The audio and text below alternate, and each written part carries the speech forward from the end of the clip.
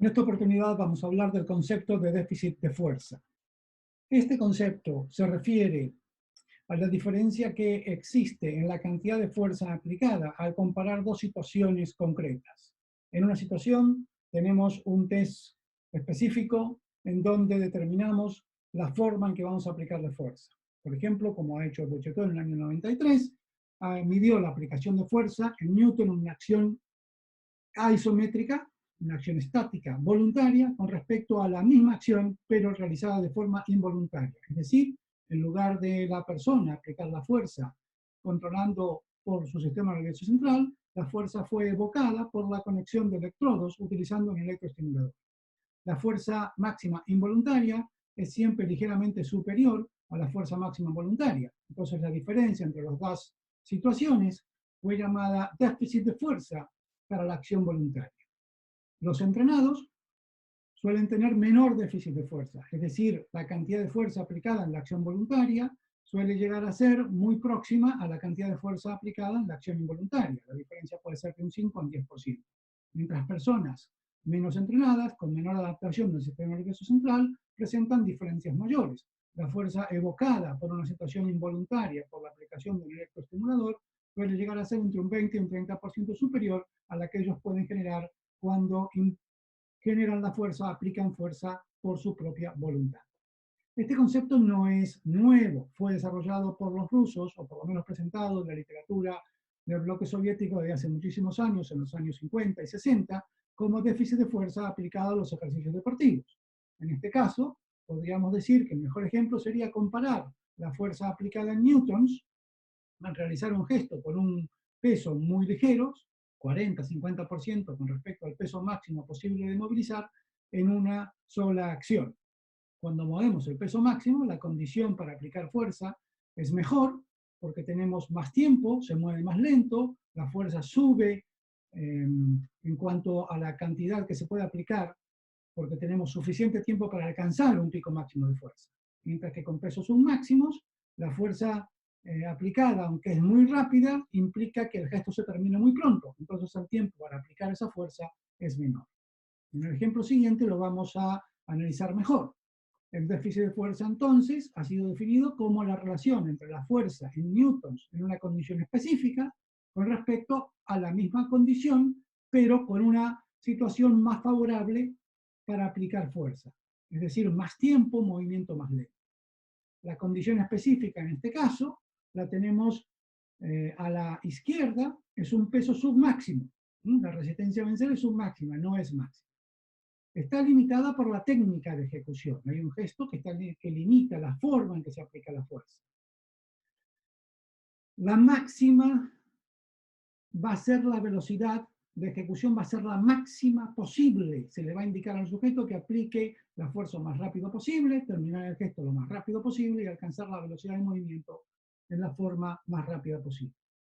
Nivel de fatiga, en principio vamos a hacer una comparación entre gestos donde no hay fatiga, es decir, que el sujeto realiza la acción en la mejor situación posible sin influir los efectos de la fatiga. La condición óptima va a ser realizar el gesto muy similar. En mi opinión no se pueden comparar gestos que sean técnicamente diferentes, pero hay artículos publicados y libros que sí lo hacen. En mi opinión deberíamos realizar el mismo gesto para realizar una comparación realmente adecuada, si no las diferencias técnicas pueden influir en el cálculo del déficit de fuerza. En este caso entonces tenemos un peso que va a ser, la resistencia a vencer va a ser la máxima, porque la máxima resistencia a vencer va a permitir al sujeto moverla lentamente, es decir, sin límite de tiempo, para aplicar la mayor fuerza posible a lo largo del recorrido articular. No hay límite de tiempo, es decir, la técnica, si bien es el mismo gesto desde el punto de vista mecánico, desde el punto de vista técnico es distinto, porque vamos a tener más tiempo para aplicar, va a haber movimientos entre los diferentes segmentos que van a ser ligeramente diferentes, aunque vamos a estar realizando el mismo ejercicio, por ejemplo, un press de banca o una sentadilla. La velocidad a aplicar va a ser lenta, no vamos a tener la necesidad de completar el gesto en el menor tiempo posible, aunque ante una carga muy alta, la velocidad no se puede controlar porque va a estar limitada por la magnitud de la resistencia a vencer. Tampoco va a haber fatiga, en este caso tampoco va a haber fatiga, nunca va a haber fatiga. se va a comparar la capacidad de aplicar la mayor fuerza posible en situaciones sin fatiga. Da igual el gesto que sea. Vamos a suponer una persona que es capaz de mover en un press de banca 100 kilos. 100 kilos es la masa. Lo vamos a obtener el valor de fuerza al multiplicar esa masa por la aceleración. Y la aceleración debe ser la aceleración alcanzada por la barra, pero sumada a la de la gravedad. Recordad que la fuerza en la Tierra, lo primero que tenemos que hacer es igualar la fuerza que nos aplica la resistencia a vencer a nosotros por la acción de la gravedad. Entonces es la aceleración recibida por la barra más la G, 9.81 metros por segundo al cuadrado. La producción de este factor, que es solamente un ejemplo, 100 por 9.81 más 0.2, que sería la aceleración alcanzada por la barra, a modo de ejemplo solamente, nos va a dar un valor de 1000 newtons, aproximadamente, ligeramente superior. Cuando movemos, o cuando este sujeto mueve 40 kilos, es el 40% del valor de la repetición máxima, del peso máximo movilizado en el mismo ejercicio, se le va a indicar al sujeto que mueva este peso con la mayor velocidad posible. Y para lograr la mayor velocidad tendrá que aplicar la mayor aceleración posible desde el inicio. Entonces vamos a sumar la gravedad, que es constante o relativamente constante, más la aceleración que se le mide a la barra al utilizar un acelerómetro, un transductor de velocidad, o uno de los tantos dispositivos que hay hoy en día que permite medir la aceleración en el rango de recorrido articular para este ejercicio. Este producto nos da 472 newtons. Cuando aplicamos la fórmula, 472 newtons de la cantidad de fuerza aplicada en newtons con el peso ligero, calculamos la diferencia, 472 dividido 1000 newtons, que es la cantidad de newtons obtenidas con el peso máximo, situación ideal. El movimiento con el peso ligero produjo una cantidad de newton que es el 47.2% respecto a la máxima posible de producir con el peso máximo, que sería una situación ideal en un gesto dinámico. La diferencia es entonces de 52.8%. El déficit de fuerza, cuando se utiliza un peso de 40 kilos, aproximadamente 40% del máximo posible de movilizar, es 58% menos en cantidad de newtons alcanzados. Eso es el concepto de déficit de fuerza. Pero ¿cómo se aplica esto en el entrenamiento? Este es un gráfico muy antiguo, que lo he extraído de un artículo publicado por Tihany, Joseph Tihany, en el año 1989, y publicado en la revista de Cultura Esportiva en Italia, en donde él ejemplifica, esta es la carga a vencer, en porcentajes respecto a la máxima, de un gesto dinámico, o hasta llegar al movimiento isométrico, cuando no se puede aplicar movimiento, y el sujeto cuando iguala la resistencia, es decir, cuando se iguala el peso de la resistencia, es la línea negra, hasta aquí no hubo movimiento. Cuando nos vamos por encima de la línea negra, entonces hay movimiento.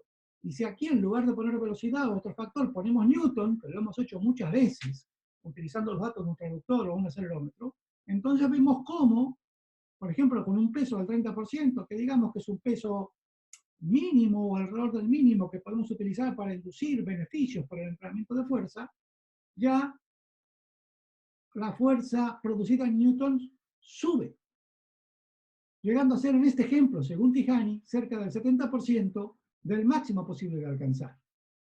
A veces los sujetos se quedan aquí. Vamos a ver un ejemplo en el que el sujeto se quedó en el 40%.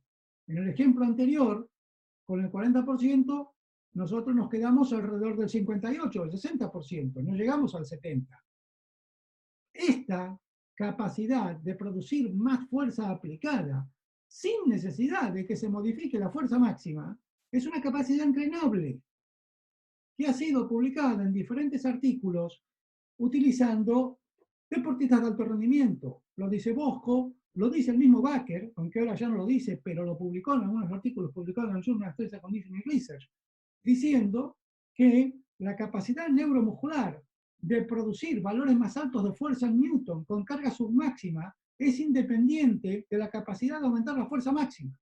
Lo que pasa es que está limitada por la fuerza máxima. ¿Qué quiere decir que está limitada? Quiere decir que antes de lograr beneficios neuromusculares, moviendo más rápido pesos ligeros, sin necesidad de aumentar la fuerza máxima, primero tenemos que tener un nivel de fuerza máxima adecuado, óptimo, que deje de limitar los progresos en realizar gestos explosivos o gestos muy impulsivos, muy rápido. Inclusive, también hay deportistas como los culturistas que en lugar de mejorar esta capacidad la deprecian. Es decir, un culturista se dedica a entrenar tan lento que, aunque aumente mucho la fuerza máxima, su capacidad de mover rápido los pesos ligeros disminuye. Entonces el déficit de fuerza se hace cada vez más grande. Aunque a él no le importa eso, porque él lo que quiere es ganar masa muscular. Entonces no le importa ser lento, lo que le importa es ganar masa muscular, entrenar para la hipertrofia. Entonces no es negativo para todo el mundo que pierdamos capacidad de acelerar más rápido pesos ligeros. Depende de la especialidad deportiva. Haciendo un resumen de este ejemplo, vemos que en la línea negra el sujeto aplica fuerza hasta igualar la de la resistencia. A partir de ahí, ¿qué quiero? Vencerla. Entonces voy a ganar más aceleración. Y esta aceleración le permitirá al sujeto, a través de una acción dinámica, superar la resistencia, superar el valor cero de aquí. Entonces, aquí el sujeto va a lograr valores de fuerza en Newton superiores. Y esta curva podrá ser más alta o más baja dependiendo del tipo de entrenamiento que utilicemos. Idealmente, esta gráfica nos va a indicar que la línea roja es cuando nosotros igualamos el peso de la resistencia. No hay movimiento, hay un trabajo isométrico. El trabajo isométrico sostenido con el 40% del peso nos permitirá tener una posición estática por varios segundos, inclusive posiblemente minutos. Pero si queremos nosotros mover el peso muy rápidamente, nos vamos a producir una subida y nos metemos, por ejemplo, en la línea azul. La línea azul dice que el sujeto con un peso de 40% del peso máximo, 40 kilos, logró una cantidad de Newton X, porque sumó aceleración a la de la gravedad. Supongamos que en un test inicial, una persona llegó a producir la línea azul, es decir, con 20 kilos llegó a este punto, con 40 kilos llegó a este punto, con 80 kilos llegó a este punto, en newtons. Y luego de un programa de entrenamiento, idealmente esa persona achicó el déficit de fuerza, es decir, que llegó más alta en la curva de Newton, pero no se produjo ninguna modificación en la fuerza máxima. ¿Es posible eso? Yo le diría que al principio de un programa de entrenamiento no. Al principio de un programa de entrenamiento, las personas van a aumentar la fuerza porque es el factor más limitante para poder, por debajo de un nivel de fuerza óptimo, mejorar la capacidad de mover un peso ligero más rápido. Vos, con la tesis doctoral publicada o realizada en los años 70, lo indica eso. Y trabajó con los finlandeses, con Connie, con toda esa gente que se dedicaron mucho tiempo a estudiar los aspectos neuromusculares de la adaptación al entrenamiento, aunque algunos hoy en día parece que se les han olvidado. Esta capacidad es entrenable, la capacidad de reclutar más unidades motoras rápidas para mejorar el movimiento, el rendimiento con peso submáximo sin que haya una modificación significativa del peso máximo es entrenable. No siempre que se mejora la velocidad con pesos ligeros indica una mejora de la fuerza máxima. No siempre ocurre así. En este ejemplo, vemos cómo aquí he entrenado un opositor a bombero, durante mucho tiempo he entrenado opositores a bombero, a policía en Madrid, donde he trabajado muchísimos años, y en este ejemplo concreto vemos tres test. El test 1 es un sujeto que se le mide el mismo a la persona que mide, acá tenemos el déficit de fuerza. En el test 1 tenemos con una cantidad de pesos determinada, en este caso alrededor de 40 kilos, el sujeto tiene casi un 80-75% de déficit de fuerza con respecto a los newtons máximos aplicados cuando el sujeto mueve 100 kilos. En el test 2, que está en verde, la línea verde está cubierta prácticamente por la roja, que es el test 3, el sujeto sigue moviendo 100 kilos. Esto es un test real, realizado sobre 9 meses de entrenamiento.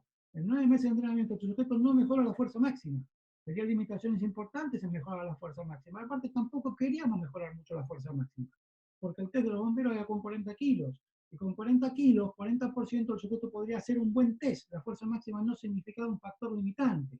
Entonces, nos dedicamos a mejorar la velocidad de movimiento. Y lo que hizo fue reducir el déficit de fuerza con el peso muy cerca de la competición, cerca de 40 kilos. Aquí se reduce el déficit de fuerza con un peso específico de su competición, que era mover 40 kilos durante, creo que, si mal no recuerdo, son 40 segundos, lo más rápido posible. Entonces se reduce el déficit de fuerza. El sujeto es más rápido con este peso submáximo, pero no hay cambios en los kilos. Pero aquí puse los kilos, no el peso relativo, ¿sí? Para poder hacer discusiones posteriores a esta presentación. Aquí tengo una persona que hace powerlifter, pero también hace un poco de bodybuilding, es decir, es una persona que se dedica a hacer fuerza. Y no le importa mover rápido, a él no le importa mover peso y crecer muscularmente. Entrenó conmigo durante unos 6 meses sin un objetivo específico de competir. Van a ver que los pesos que mueve son realmente pocos para competir en powerlifter, o sea, en levantamiento de peso, pero hace un entrenamiento lento, no le importa la velocidad de movimiento, él está contento con este entrenamiento, porque quiere fuerza y quiere volumen muscular. No le importa mover un peso rápido, al contrario, no le gusta.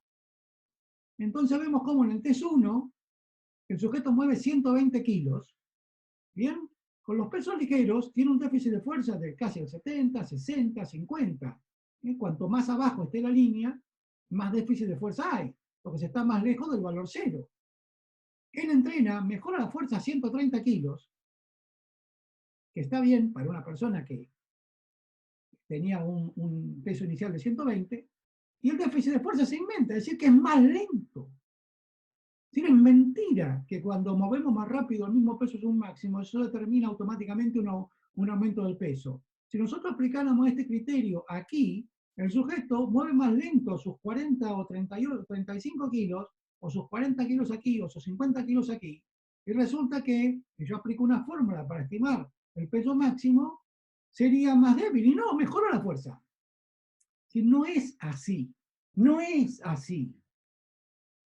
Hay, por supuesto, en muchísimos casos, aumenta la fuerza y aumenta la velocidad de movimiento. En próximos encuentros yo os mostraré ejemplos donde hemos encontrado eso. En los bomberos, opositores a bomberos, a policía, eso ocurre en la mayor parte de los casos. Yo cogí un caso en que la fuerza es estable, pero sí, evidentemente, en muchísimos casos se mueve para allá y esto disminuye. Es decir, que la velocidad aumenta paralelamente al aumento de la fuerza. Pero no siempre es así.